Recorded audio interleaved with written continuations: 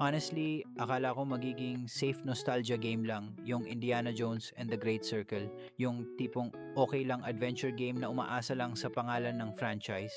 Pero surprisingly, mas na-capture niya yung feeling ng old Indiana Jones movies kaysa sa ina-expect ko. Ang pinakamalaking strength ng game na to, hindi yung combat or graphics, yung adventure feeling talaga. Yung simpleng pagpasok mo sa ancient ruins, pag-solve ng puzzles, pagbabasa ng clues, at pag-discover ng hidden areas. Sobrang lakas nung classic adventure movie vibe. Ramdam mong inspired talaga siya sa old school treasure hunting films imbes na gawing puro cinematic explosions lang.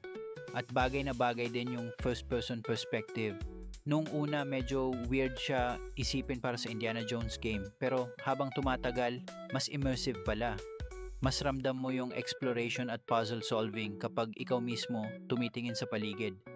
Combat-wise, hindi siya sobrang deep pero entertaining enough yung fist fights, stealth sections at paggamit ng whip nagbibigay ng variety para hindi maging repetitive yung pacing. Pero honestly, ang nagpapanalo talaga dito is personality. Maraming modern AAA games ngayon sobrang polished pero minsan generic yung feeling. Indiana Jones and the Great Circle feels more focused. Alam niya exactly anong klaseng experience gusto niyang ibigay. Isang fun cinematic adventure. At bilang matagal ng gamer, minsan yun talaga yung importante. Hindi lahat kailangan open world grind fest. Hindi lahat kailangan 200-hour RPG. Minsan gusto mo lang ng solid adventure na may magandang pacing, memorable locations, at satisfying exploration. At doon, sobrang effective ng Great Circle.